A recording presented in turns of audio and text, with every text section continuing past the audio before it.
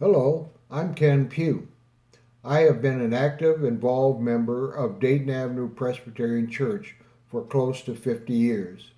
I was the treasurer of the Montessori School, Dayton Avenue representative to the Self-Development of People Committee, youth advisor, elder, deacon, usher, sound technician, and gospel choir member.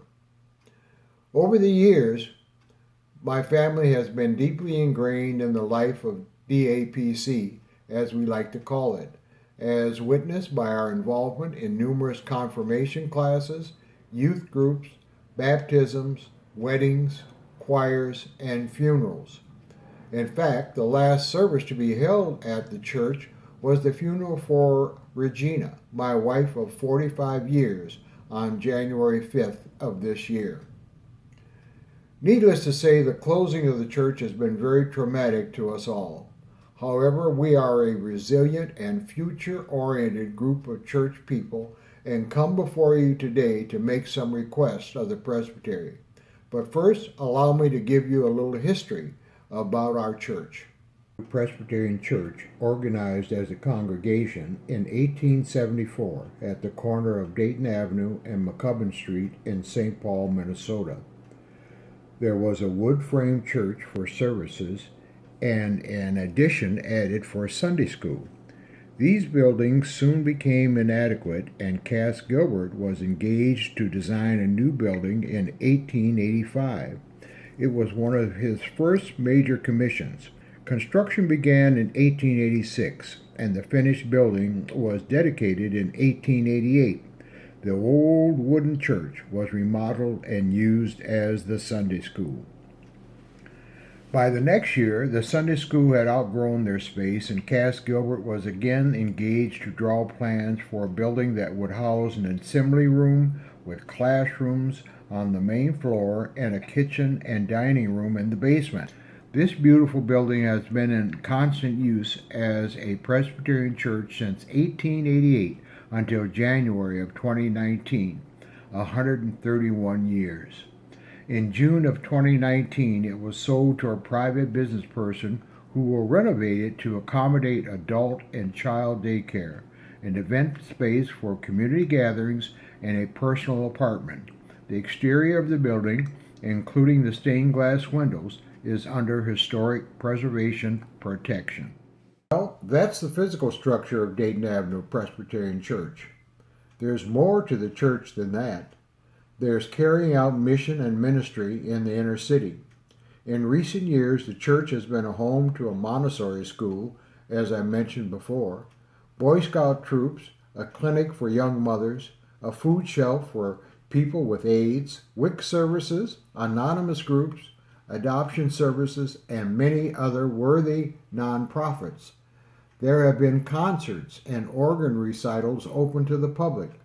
One mission that grew out of community work with House of Hope Presbyterian Church was the clothing closet, first started to answer a need for school clothes for children. Here is Ruthiana Fink to share more about that. My name is Ruthina Fink, and I'm the daughter of Arthur and Martha Sternberg. My parents started the Dayton Avenue Church Clothing Center probably in the mid-1970s. This was a time where schools were being integrated, and there were a number of the families from the area of the church that were being bused to schools outside of the area, to more middle-class areas, and we learned that some of the students, the young people, didn't feel totally comfortable in the clothes that they had when they were in the same classroom as those from the more middle-class schools. So the church began thinking about this. How can we meet this need? So the clothing center was started.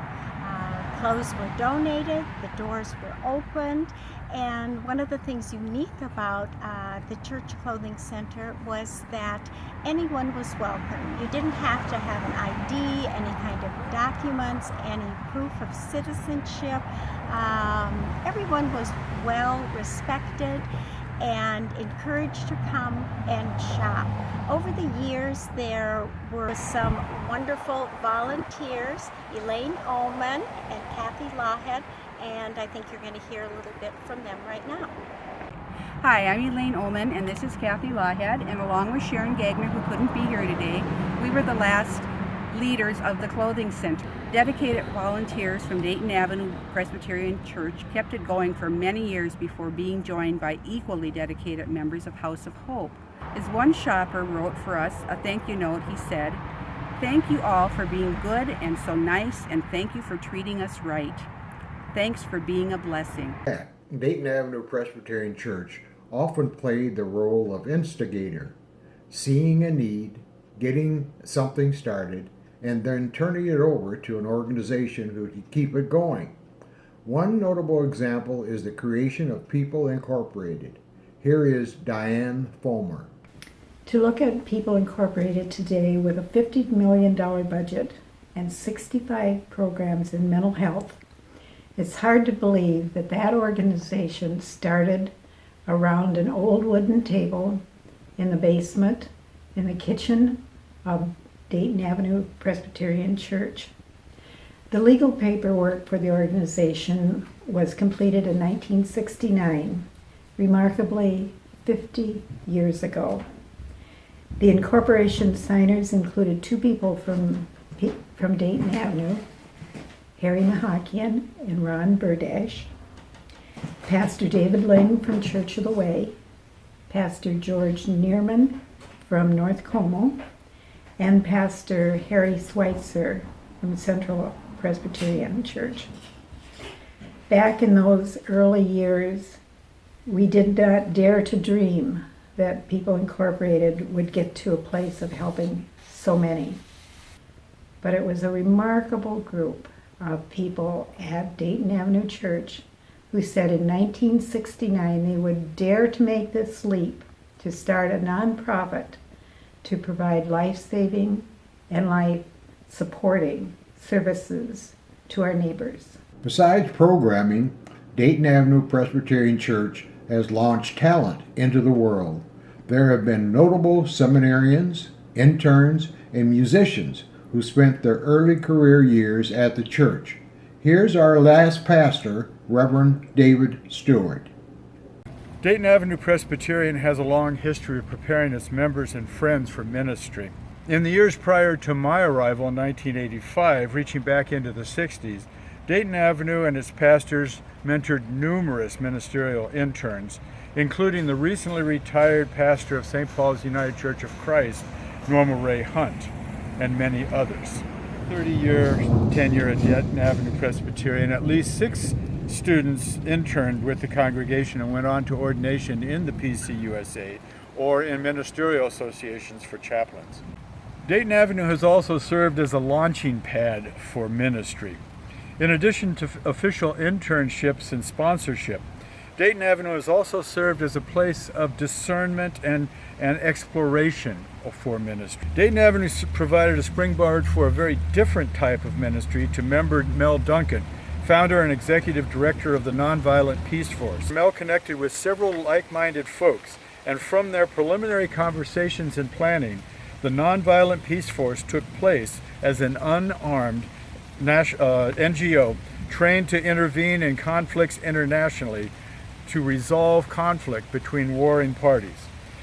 MP has succeeded in fulfilling that vision now for 25 plus years in numerous places around the world, and it got its jump start at Dayton Avenue Presbyterian. There have been many saints at Dayton Avenue Presbyterian Church. I would love to name them all, but their numbers are overwhelming, and I would not like to leave someone out. I do want to offer Ivy and Josephine Hagan, who moved from segregated Louisiana and who integrated our church.